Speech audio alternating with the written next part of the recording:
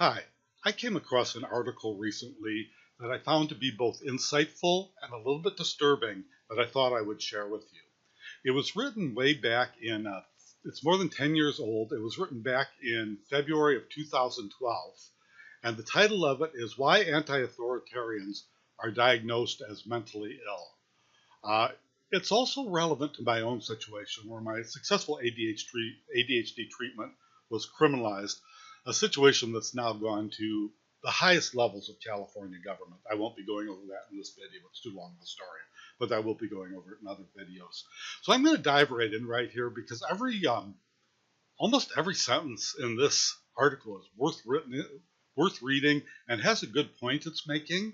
So I'm going to start right out and just read through the entire thing as quickly as I can and try to make my comments as I go along. So starting right out, this was written by a psychologist. His name is Bruce Levine, and he says, "In my career as a psychologist, I have talked with hundreds of people previously diagnosed by other professionals with oppositional defiant disorder, attention deficit hyperactive disorder, anxiety disorder, and other psychiatric illnesses, and I am struck by how many of those diagnosed are essentially anti-authoritarians, and how many of those professionals who have diagnosed them are not." That last point he makes about how professionals who have diagnosed them are not anti-authoritarian, that is really my experience as well. He's talking, of course, about mental health professionals, and that is mostly psychiatrists and psychologists. They are conformists, or it seems to me like most of them are conformists. They go along with the system, and also they are looking for what's wrong with people, not with what's right with people. I think that's worth a lot of exploring. I probably won't be able to do it now, but that alone is a very good point he made. The next paragraph he makes, paragraph here, boy, this might as well have been about me, this whole thing here. Let me just read the whole, highlight it if I can. "Anti-authoritarians question whether an authority is legitimate one before taking that authority seriously. Evaluating the legitimacy of authorities includes assessing whether or not authorities actually know what they're talking about, are honest, and care about those people who are respecting their authority. And when anti-authoritarians assess an authoritarian to be illegitimate, they challenge and resist that authority, sometimes aggressively, sometimes passive-aggressively, sometimes wisely, and sometimes not." As I say, that might as well be describing me. Except for that not wisely part, I think that is what everybody should do. If an authority is not legitimate, and we're not really talking necessarily about legal authority here, although we could be, but if a person professing authority doesn't know what they're talking about, they should be challenged. You might know something they don't. Many people who profess to be authorities have a very narrow worldview, or if they're dishonest. I've certainly encountered this. People claiming authority, especially in the mental health field, who are dishonest. I mean, in my situation, I've got a massive example of that. And whether they care about people who respect their authority. Now, I do believe we should respect people's power. Again, if it's legitimate.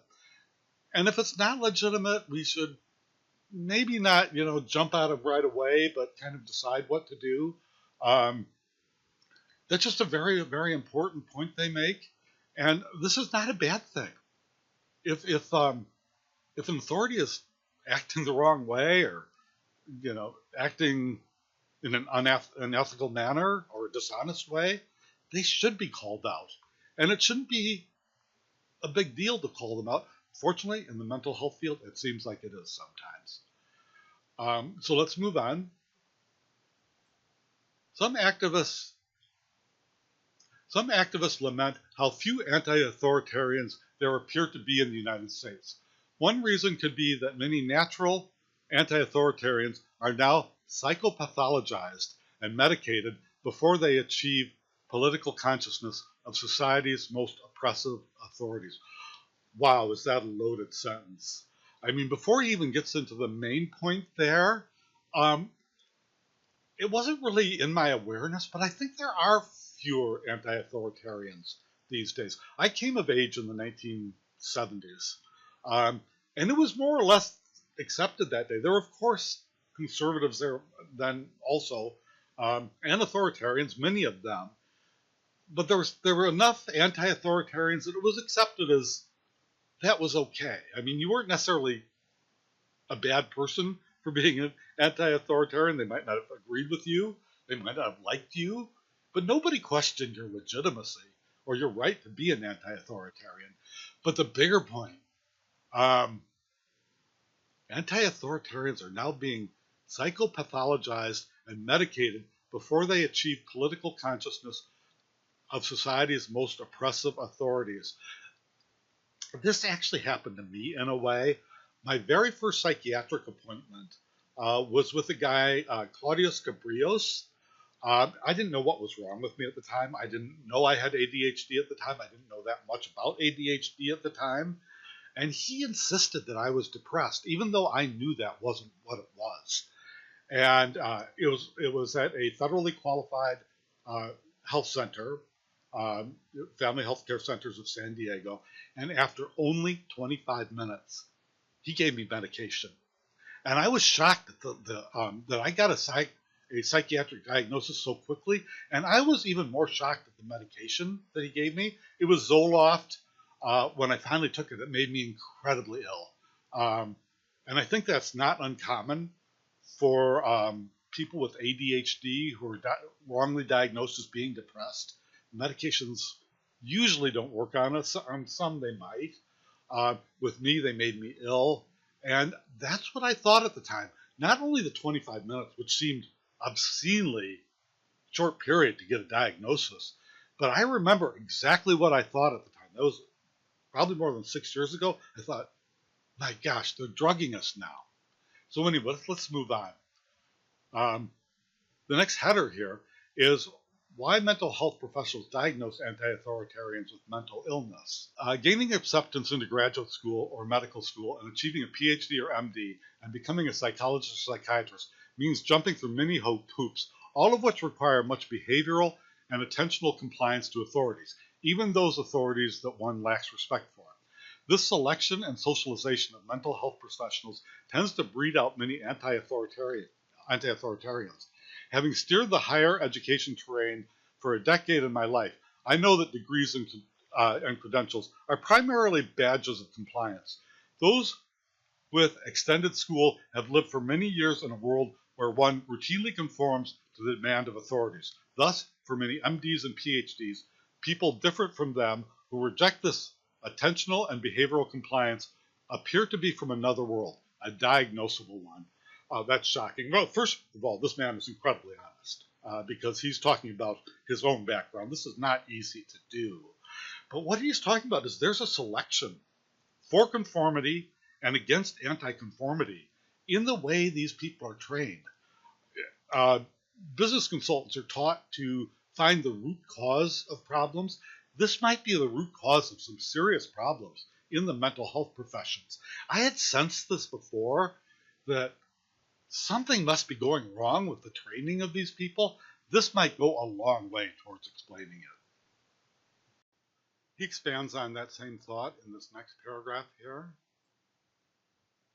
I have found that most psychologists, psychiatrists, and other mental health professionals are not only extraordinarily compliant with authorities, but also unaware of the magnitude of their obedience. It has also become clear to me that the anti-authoritarianism of their parents creates enormous anxiety for these professionals, and their anxiety fuels diagnosis and treatment. This is something I was not aware of, but maybe only vaguely aware of. I am an older adult now. I'm 70, grew up in the 70s. My father was actually at Pearl Harbor on December 7th, 1941. So this is something I only vaguely sensed, that we are entering in an era, we are now in an era of conformity, and that seems really, really true with mental health professionals. I didn't know this, or I only vaguely knew it, so he makes an extraordinarily good point there. He goes on to describe his experience in graduate school. In graduate school, I discovered that all it took to be labeled as having, quote, issues with authority, unquote, was to not kiss up to a director of clinical training whose personality was a combination of Donald Trump, Newt Gingrich, and Howard Cosell. When I was told by some faculty that I had issues with authority, I had mixed feelings about being so labeled. On the one hand, I found it quite amusing, because among the working class kids whom I had grown up with, I was considered relatively compliant with authorities. After all, I had done my homework, studied, and received good grades. However, while my new issues with authorities label made me grim because I was now being seen as a, quote, bad boy, it also very much concerned me about just what kind of profession I had entered. Specifically, if somebody such as myself was being labeled with issues with authority, what were they calling kids I grew up with who paid attention to the many things that they cared about, but didn't care enough about school to comply there? Question mark. Well, the answer soon became clear. Well, it's very obvious that this is an honest man. It was a very honest self-assessment, and this guy does care about people who are different than himself, which is, I don't know if it's extraordinary, but it's good. We wish there were more people like him. So let's keep going on, because this article is just, like I say, every sentence in this kind of is meaningful. The next header here is mental illness diagnosis for anti-authoritarianism. A 2009 Psychiatric Times article titled ADHD and ODD, Confronting the Challenges of Disruptive Behavior, reports that disruptive disorders, which include attention deficit hyperactivity disorder and opposition defiant disorder, are the most common mental health problems of children and teenagers. ADHD is defined by poor attention and distractibility, poor self-control and impulsivity, and hyperactivity. ODD is defined as a pattern of negativistic, hostile, and defiant behavior without the more serious violations of the basic rights of others that are seen as conduct disorder. And ODD symptoms often include often actively defies or refuses to comply with adult requests or rules, and, quote, often argues with adults. That's just amazing. It's hard to even know where to start here.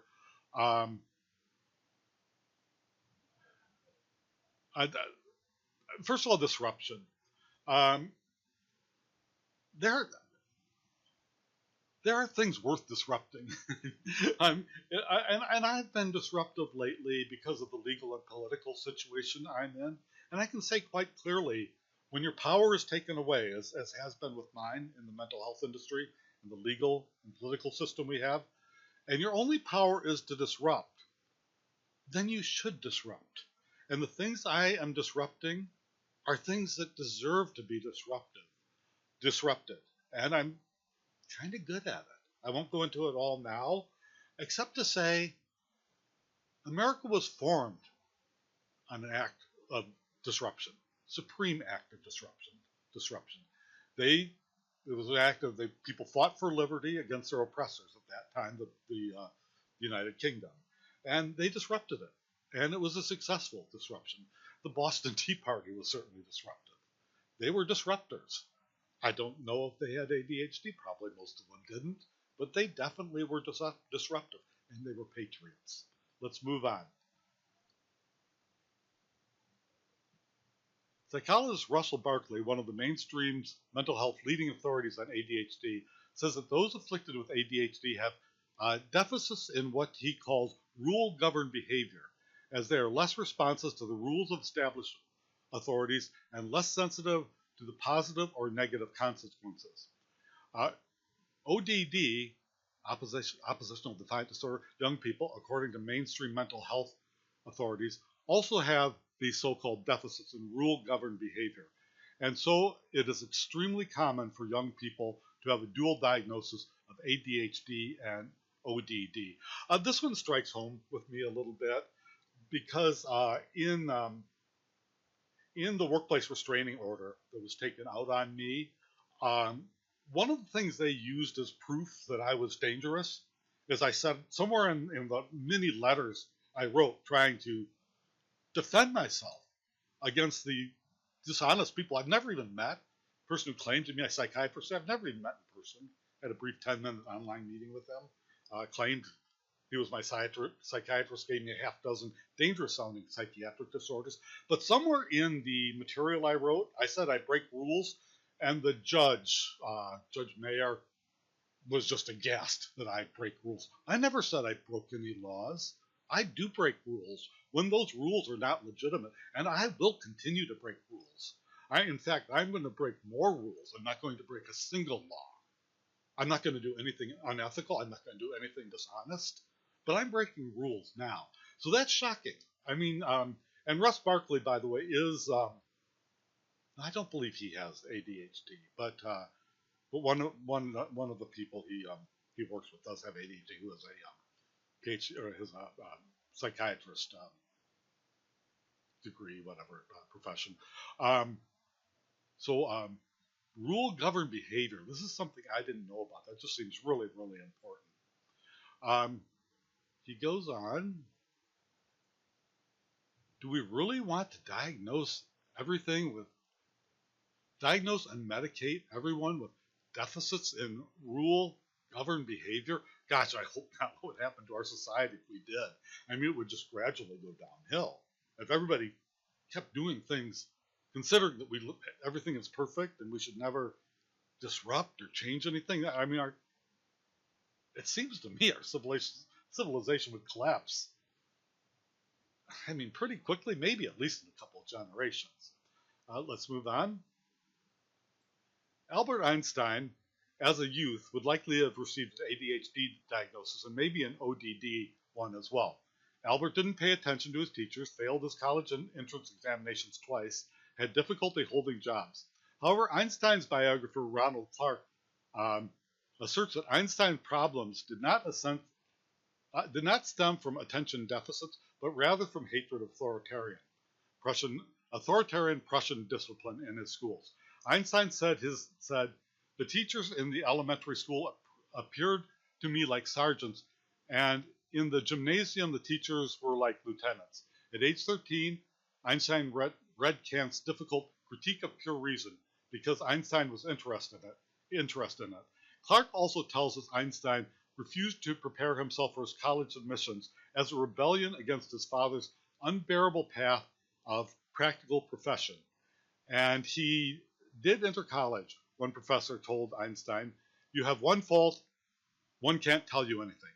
The very characteristics of Einstein that upset authority so much were exactly the ones that allowed him to excel. So, that's very much a kind of a management consulting philosophy. Strength is never the absence of weakness. Sometimes your weaknesses really are your strength.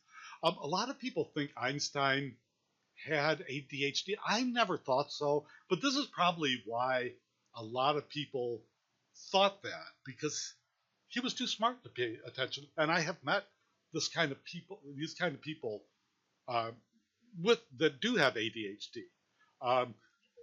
ADHD is not linked to intelligence. It really goes all over the map in terms of intelligence.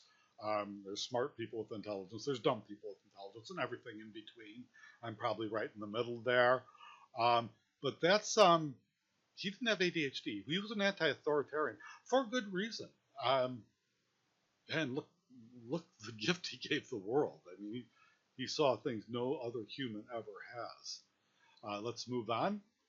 By today's standards, Saul Alinsky, the legendary organizer and author of Rules for Radicals, Rebel for Radicals, and Rules for Radicals, would have certainly been diagnosed with one of the more disruptive disorders. Recalling his childhood, Alinsky said, "I never thought of walking on the grass until I saw a sign that said, 'Keep off the grass.' Then I would stomp all over." Alinsky also recalls a time when he was 10 or 11 and his rabbi was tutoring him in Hebrew. One particular day, I read 3 pages in a row without any errors in pronunciation, and suddenly a penny fell into the Bible. Then the next day, the rabbi turned up and he told me to start reading, and I wouldn't. I just sat there in silence, refusing to read. He asked me why I was so quiet, and I said, "This time it's a nickel or nothing." He threw back his arm and slammed me across the room. Okay, well, I went to a Catholic school, and physical punishment was more common back then. Not real common, that did happen from time to time. What this brings to mind for me is I lost my rights to carry a firearm for 3 years because of the liars at Family Healthcare Centers of San Diego. A man, Joseph Pulveda, who fraudulently came to amend my psychiatrist. I lost my right to carry a firearm, my Second Amendment rights. It would be an overstatement to say I was an anti-gun activist, but I don't like guns. I've never liked guns. I recently met a law enforcement official in a more of a social situation, and we got in a conversation about that. And I told the story of when I was in college. I went to see a political comedian. His name was Dick Gregory, and he said, I may not be religious. I may never go to church in my life, but the second the government puts a tank in front of that church and tells me I can't go to church, you damn straight, I will be going to church. I will be protesting all over the place. And I told this law enforcement professional that's sort of the same way I feel. I don't like guns. It's never been an interest to me. I find them, going kind of boring. But, I still don't want to own a gun. But I will probably go to the shooting range before too long, get some lessons, get some training, not because I like guns, but more as an act of defiance. I had a basic American right taken away from me by liars, and it's serious. And that wasn't the Second Amendment right was not the only right. I lost a lot of other rights. Freedom of speech, you can't really talk freely about it once you've been convicted of something like this, or I don't know if convicted is the right word, whatever it is. For example, you might remember the case of Larry Nassar. He is the pervert who went to my alma mater, Michigan State University, who was the doctor for the women's Olympic team, who molested hundreds of women. And the system didn't listen to them. They didn't care. No one believed them. And that was a real eye-opener. But there was a shooting at my university, at Michigan State University. And naturally, I have very fond memories of the place. And when there was that shooting, I wanted to weigh in and talk about it. But what was I supposed to say? Let's keep guys like me off the streets? Because I lost my right to carry a firearm. I lost my Second Amendment rights. And it was worth, so I lost, I also, as a result, I also lost my First Amendment rights because they took away my right to free speech, or a big chunk of it. I'm reclaiming it now, and it's been hard, by being upfront about everything, telling people what happened. But I also lost whatever part of the Constitution says unreasonable searches and seizures, because they use their drug testing now as a kind of McCarthyism, where if you're ordered to take a drug test and you refuse, you're assumed to be a drug addict. So I lost that right as well. I've gotten around that now, or I'm trying to get around that by saying, fine, bring it on. Let's take your drug test as long as you do too. And I also learned that I also lost my administrative rights to report the fraudulent and abusive behavior I've seen at Family Healthcare Centers of San Diego, because they can just, the way any of these complaints are researched, as far as I know, by every executive level agency or any regulatory agency, is they'll take your side of the story a little bit, and then they'll turn around and they'll give it to them, in this case, Family Healthcare Centers of San Diego, and they can issue a rebuttal. And all they have to say is, he was found guilty of issuing threats to us. They're liars, but they got away with their lying, and I still have not found a way around it. I'm going to keep trying. There's a hearing next week about it where they're actually framing my real psychiatrist. The story I can't go into here, it's too long. But I lost that right as well. I lost many rights. But let's move on, because this article is so good.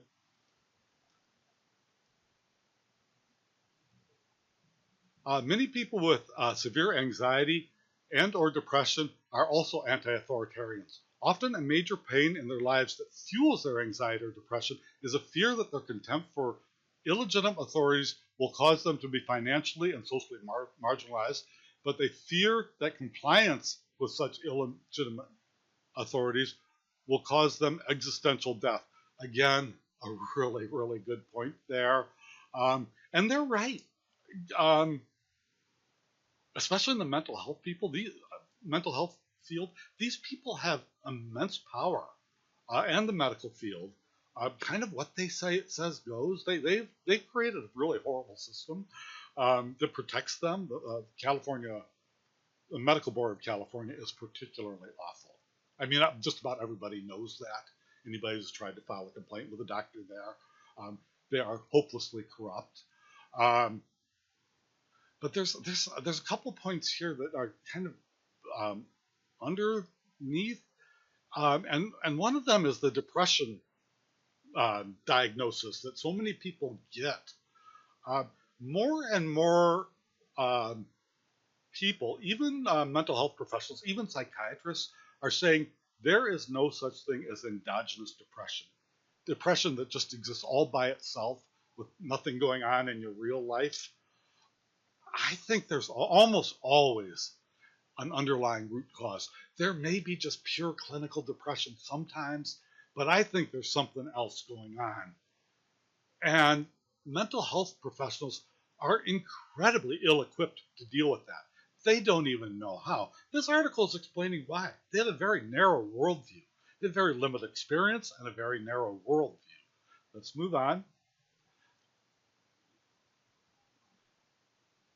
I have also spent a great deal of time with people who have had at one or more times in their lives had thoughts and behavior that were so bizarre that they were extremely frightened for their families and even themselves. They were diagnosed with schizophrenia and other psychosis, but have fully recovered and have been for many years leading productive lives. Among this population, I have not met one person I would consider a major anti-authoritarian. Once recovered, they have learned to channel their anti-authoritarianism into more constructive political ends, including reforming mental health treatment. That doesn't describe me. I've heard there's people with schizophrenia, meaning at some level they hear voices in their heads. And to them, it's perfectly normal, and they live normal lives. They have good careers, they have families.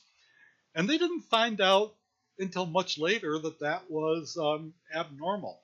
I have aphantasia, which was that is the inability to form images in your head. It wasn't discovered until relatively recently, and discovered is the wrong word. Realized would be a better word, because it is totally non-debilitating. I have scored in the 99th percentile in abstract reasoning. Based on a test I took in high school. I don't know if the test I took fixed the current definition of abstract reasoning, but it had you folding and unfolding little cube-shaped boxes in your head. And I excelled at it. I was great at it. I just couldn't visualize them. Apparently you don't have to. A lot of theories about that. People who have highly visual minds sometimes seem to wonder how we're even alive. I've met artists with it. The head of Pixar Studios, animation company, apparently has aphantasia. It's non-debilitating as far as anybody knows. I have a fairly good imagination. It's just a non-visual imagination. But that's an example. Somebody could decide to make that a pathology one of these days as well. They're actually using it to study the nature of consciousness now because, again, people with visual minds don't even know how we think. But it exists. Many people have it. Maybe, I don't even think they know the percent of the population, might be upwards of 5%. That's a digression. Let's move on. Many anti-authoritarians who early in their lives were diagnosed with mental illness tell me that once they were labeled with a psychiatric diagnosis, they got caught in a dilemma.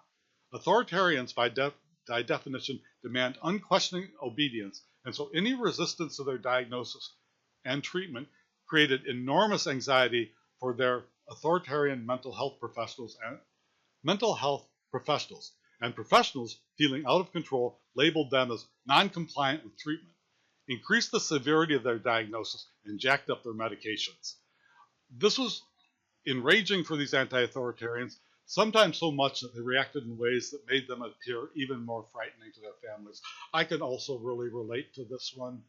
I probably spent a couple of years, I still worry about whether every thought I have is wrong or can be labeled as something else. And they almost all can be labeled as something else. I mean, this is also killing off creative and out of the box thinking. We don't want to do that. Um, and I met one person in particular in the family healthcare centers of San Diego.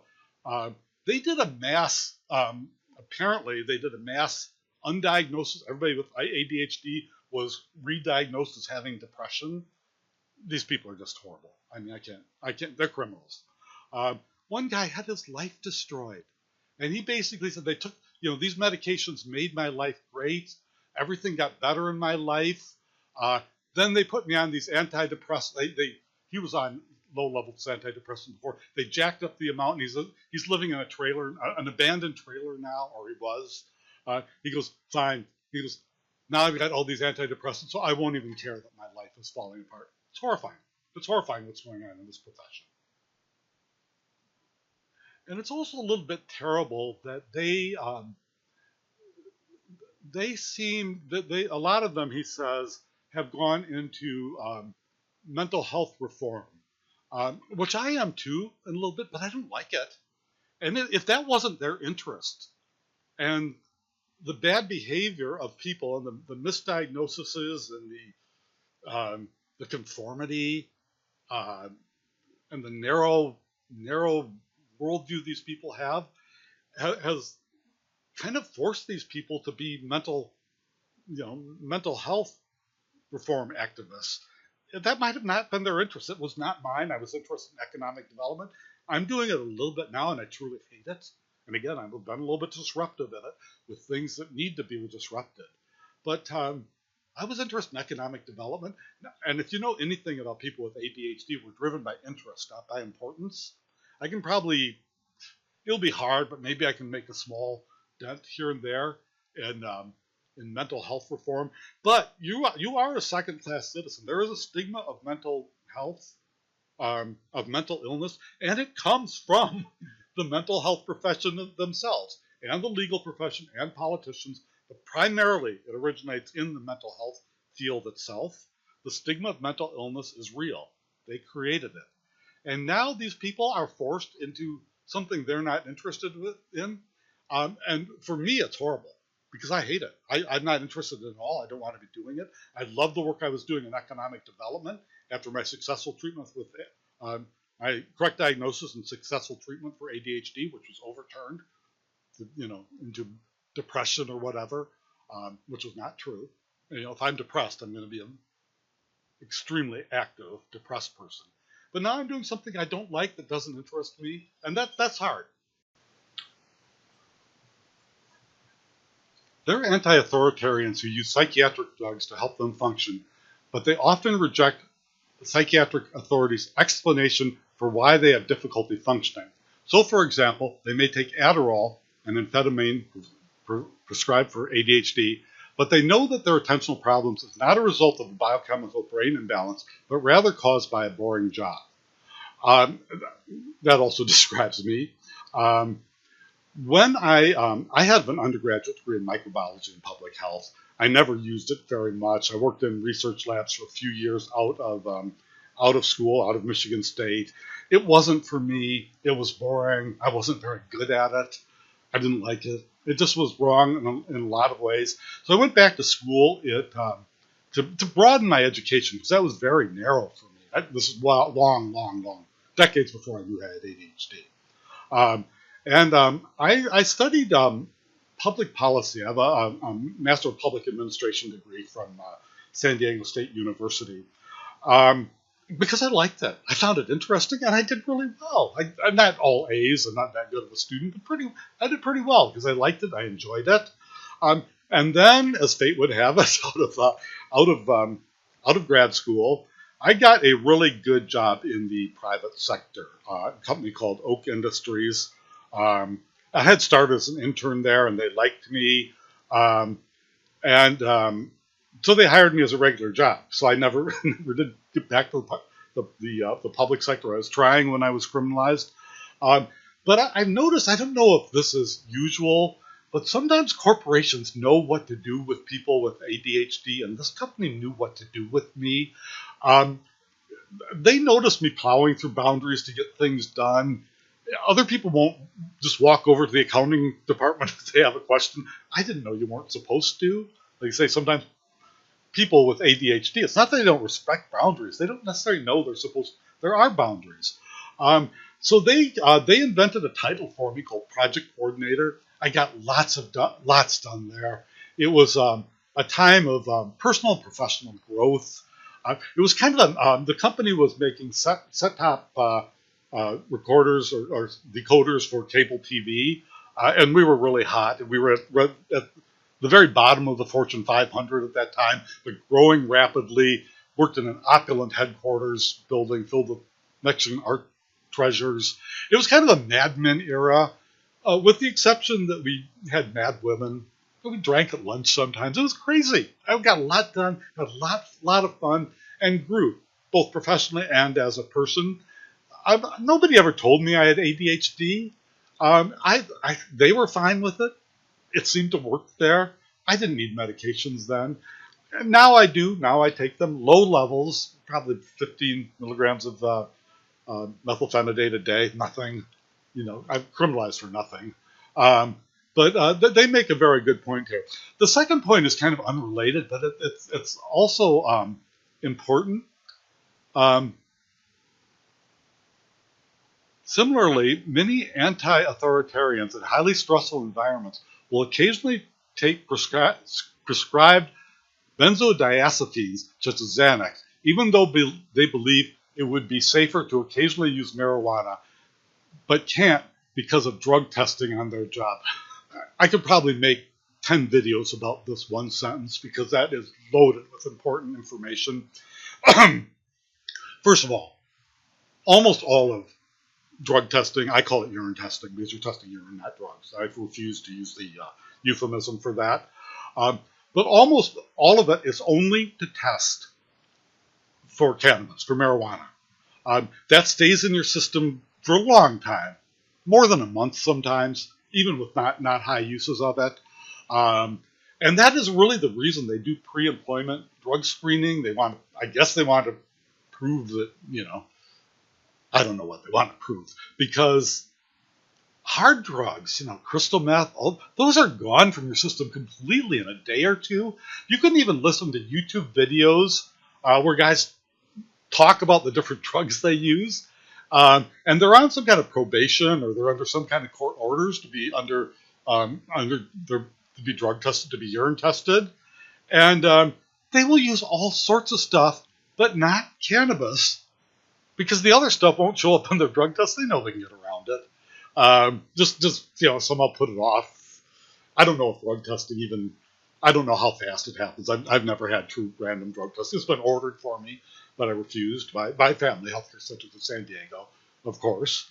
And they classified me as a drug addict because of that. Never mind that I don't use drugs, including cannabis, by the way. Very rare. And now virtually nothing. At the time I was criminalized, very rare. But this is scary because these benzodiazepines they're taking, like Xanax, hugely dangerous. If you've they're virtually impossible to withdraw from. People end up hospitalized. A lot of people refuse to even give them out anymore. They're so dangerous. They will work maybe in the short term when you're under extreme grief or something. Highly addictive and next to impossible to get off of. We're talking about titrating down for years, like 5 years. It's horrible. And yet people are taking these instead of relatively harmless cannabis. That is insane. He goes on, it's been my experience that many anti-authoritarians labeled with psychiatric diagnosis usually don't reject all authorities, simply those they've asserted to be illegitimate ones, what just happens to be a great deal of society's authorities. That describes me as well. I am medicated, as I said, with low doses of stimulants. And I have a psychiatric diagnosis, a correct one, ADHD. It has been reaffirmed by several mental health professionals and overturned by Family Healthcare Centers of San Diego, who says I'm a depressed substance loser, technically depressed substance user, but I say depressed substance loser in my head because I believe that's the way they think about it, and that's the way I think that they think about me. I increasingly believe when he says, what just happens to be a great deal of society's authorities, I don't know if I want to believe that or if I used to believe that. In the mental health profession, I think it is true. I think a lot of the authorities in the mental health profession have really swallowed the Kool-Aid. The next section is called Maintaining the Status Quo. Americans have been increasingly socialized to equate inattention, anger, anxiety, and immobilizing despair with a medical condition, and asked to seek medical treatment rather than political remedies. What better way to maintain the status quo than to view inattention, anger, anxiety, and depression as biochemical problems of those who are mentally ill rather than normal reactions to an increasingly authoritarian society? Make some good points here. I'm not sure I agree with him totally here. Pardon me. But I've certainly got anger now, and I think it's well justified. And I don't necessarily want medications to take it away because I think I have real reason to be angry. And I think people might have reasons for all of these things, including immobilizing despair. Now, he equates it all to political, and I don't think it necessarily is. I mean, it can be economic. It can just be your life situation. But mental health professionals are ill-equipped, poorly equipped to deal with that. In fact, it's hard to imagine anybody worse equipped. The people I was dealing with have been at the same job their entire lives. I've had hundreds of jobs because that sounds worse than it is, because of some unknowable combination between my condition, ADHD, and my profession as a contract manager, which does, some projects are as short as 2 weeks and they can still be successful. Some will go on for several years. But other than that, that is a good point. A normal reaction to an increasingly authoritarian society. And as I said before, I wasn't aware, but I guess we are in more of an authoritarian society now. He goes on, the reality is that depression is highly associated with societal and financial pains. One is much more likely to depress if one is unemployed, underemployed, or on public assistance, or in debt. For documentation, see 400% rise in antidepressant pill use. And ADHD-labeled kids do pay attention when they're getting paid or when an activity is novel, interests them, or is chosen by them, and that's documented in his book, Common Sense Rebellion. So he goes on to say, validate what I said before. If you're broke, if you have no money, yeah, you're going to be depressed. But, are pills going to help you? Or somebody to help you with your real life situation going to help you? I think he goes on to say about ADHD, how you do pay attention when an activity is novel or interests you. That's certainly true as well.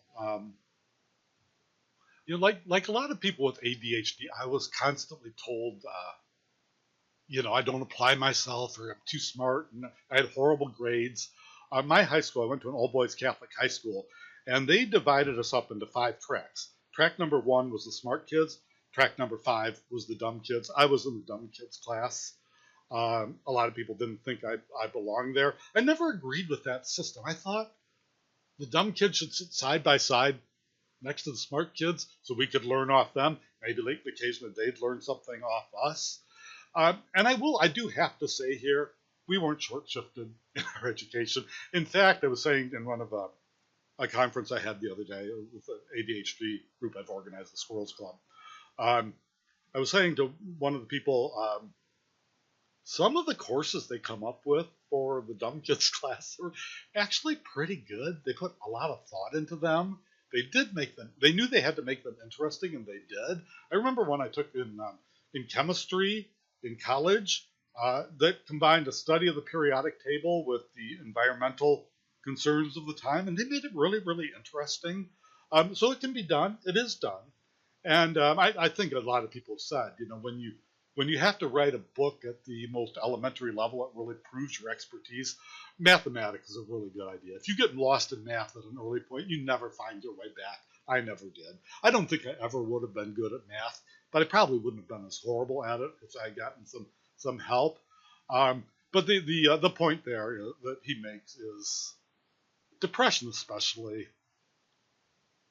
That's not you. That's your situation. He goes on. In an earlier dark age, authoritarian monarchies partnered with authoritarian religious institutions. That was the early part of the history of the West and mankind in general. And that was where all power was centered, in the monarchies and in the church. When the world exited from this dark age and entered the Enlightenment, there was a burst of energy. Much of this revitalization had to do with rising skepticism about authoritarian and corrupt institutions and regaining confidence in one's own mind. We are now in another dark age. Only the institutions have changed. Americans desperately need anti-authoritarians to question, challenge, and resist new illegitimate authorities and regain confidence in their own common sense. Boy, this is enlightening for me because I never thought about it that way. That we are in a dark age now, and I didn't realize how far we had drifted downward since the 70s when I came of age, to where anti-authoritarianism is now pathologized. We're considered sick. We have disorders. And, maybe there's a way around it to make it super smart, and you can somehow align it with, make it sound more intellectual, but this is so true that I think we are in another dark age. So that is just amazing that he's had that insight. We need to resist illegitimate authorities and regain confidence in their own common sense. I have found that the psychiatric profession is being given unbelievable power that was never in the Constitution. I experienced this firsthand, and I believe this has something to do with the political situation I'm in at the time. I believe I pissed off the wrong person at a fairly high level. My situation is already at the Medical Board of California and the Attorney General level. They're actually lying about me. They're framing my real psychiatrist. Long, horrible story. But I think my theory, it could be a number of people, my theory is I came out against the care courts and some of the other laws the California legislature is putting together to give psychiatrists even more power, where they can just team up with a judge and just declare, let's take this person away. This person is dangerously mentally ill. Now, maybe normally that would never be misused, but might be misused sometimes. The people I was working with would have misused it in a heartbeat to put me away. So you've got two professions now. Judges, to a certain extent, they create reality, and now we're letting psychiatrists do it too. That's damn scary to me. From my point of view, those are illegitimate authorities. Those are the ones we have to fight. I never wanted to be a mental health anti-psychiatrist or mental health activist, mental form health activist. Again, it's not my interest. But boy, we got a serious situation on our hands. He closes this article by saying, in every generation there will be authoritarians and anti-authoritarians. While it is unusual in American history for anti-authoritarians to take the kind of effective action that inspires others to successfully revolt, every once in a while, a Tom Paine, Crazy Horse, or Malcolm X come along. So authoritarians financially marginalize those who buck the system. They criminalize anti-authoritarians. They psychopathologize anti-authoritarians. And they market drugs for their cure. To this whole article, I just have to say, wow. I mean, it was written more than 10 years ago. It is more relevant today than it was now. It was a real eye-opener for me. He's absolutely right. America was born by anti-authoritarians. He mentions Thomas Paine. By writing alone, he overthrew two empires. The revolution in America, the British Empire, and whatever was going on in France at the time. I think he had his hand in the French Revolution as well. just by writing, just by his powerful words. So this whole thing was kind of a wake-up call to me. Profoundly good article. Again, I encourage you to read the whole thing. I'll put the link in the comments. But I've gone over the whole thing here. It's very good, highly worth the read. So as I mentioned, I came of age in the 1970s. And I want to close out this video with a recording that, or a speech that was given by Senator Robert Kennedy. I'm not sure the exact year, sometime in the 1960s, mid-60s. That would have been, he was assassinated, I believe, in 1968, that horrible year, 1968. That whole era, I was in high school then, late high school. A year before that was 1967. I lived in Detroit at the time. I saw my whole city burning around me.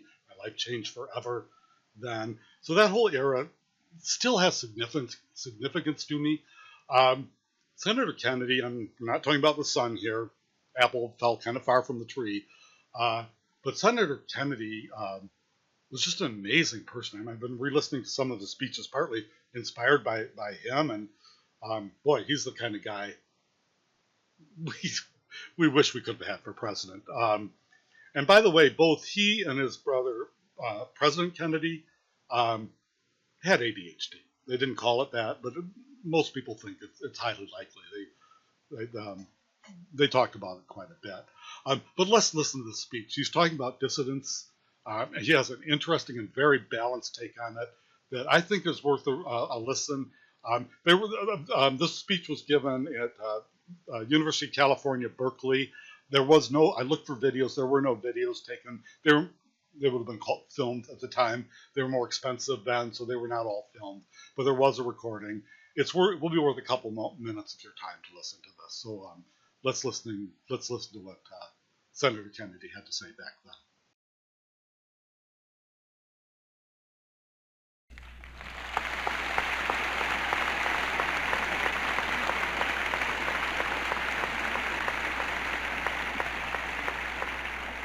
That future does not belong to those who are content with today, apathetic toward common problems and their fellow man alike, timid and fearful in the face of new ideas and bold projects.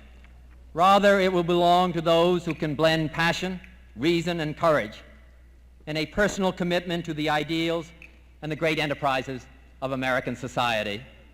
It will belong to those who see that wisdom can only emerge from the clash of contending views, from the passionate expression of deep and hostile beliefs.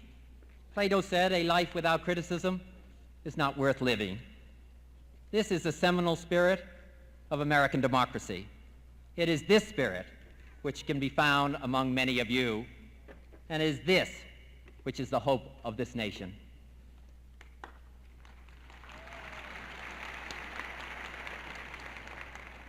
It is not enough to allow dissent, we must demand it, for there is much to dissent from. We dissent from the fact that millions are trapped in poverty while the nation grows rich. We dissent from the conditions and hatreds which deny a full life to our fellow citizens because of the color of his skin. We dissent from the monstrous absurdity of a world where nations stand poised to destroy one another, and men must kill their fellow man.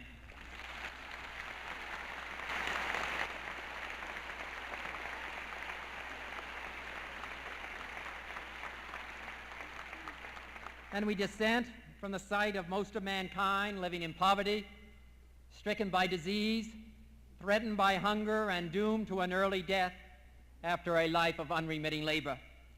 We dissent from cities which blunt our senses and turn the ordinary acts of daily life into a painful struggle. We dissent from the willful, heedless destruction of natural pleasure and natural beauty.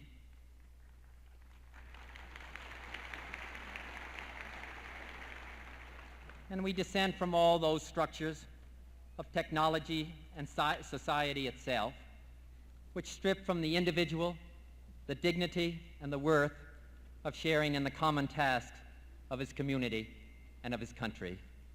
These are among the objects of our dissent. Well, I hope you got that, because those words are just poetic and prescient and just amazing. The main point he made, or what I think the most important point is, it's not enough to accept dissent. We must demand it. But he goes on with a little bit of a cautionary note we should also listen to. Yet we must, as thinking men, distinguish between the right of dissent and the way to choose and exercise that right. It is not enough to justify or explain any actions by the fact that they are legal or constitutionally protected. The Constitution, after all, protects wisdom and ignorance, compassion and selfishness alike. But that dissent, which consists simply of sporadic and dramatic acts, sustained by neither continuing labor or by reason, that dissent, which seeks to demolish while lacking both the desire and the direction for rebuilding, that dissent, which contemptuously or out of laziness casts aside the practical weapons and instruments of change and progress, that kind of dissent is merely self-indulgence.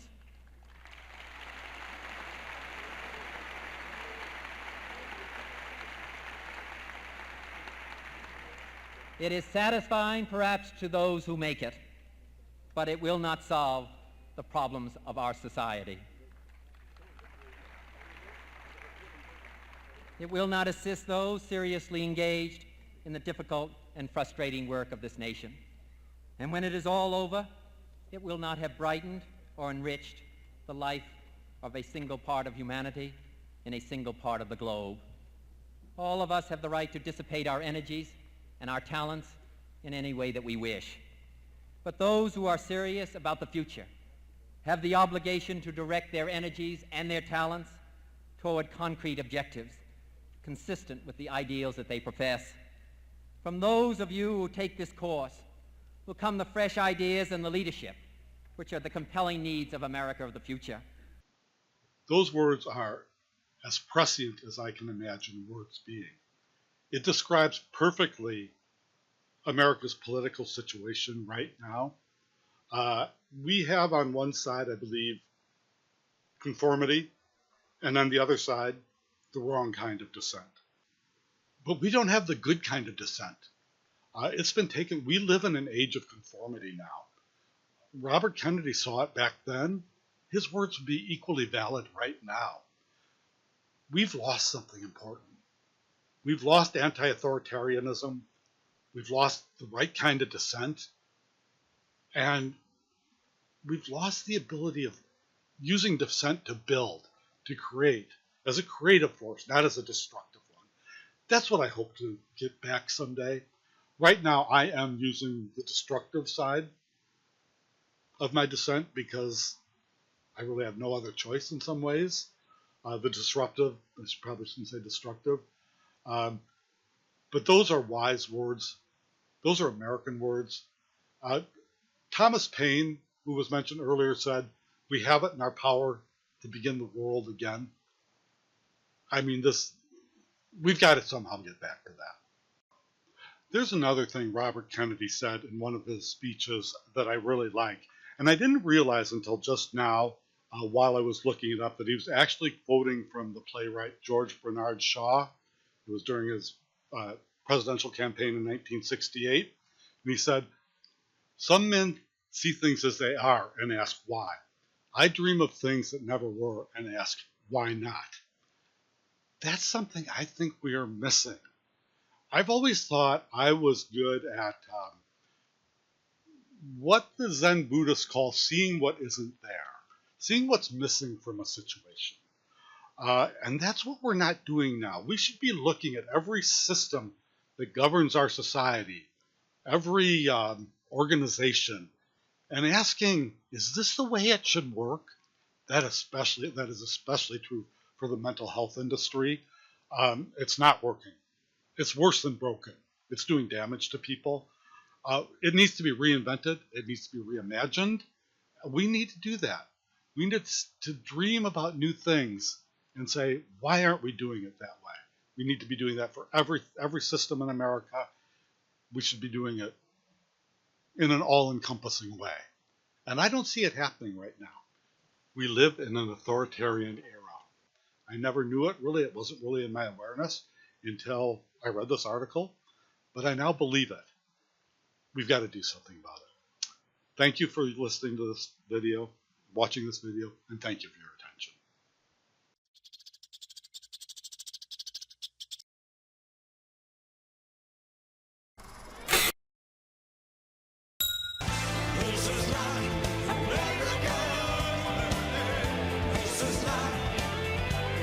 Shut up.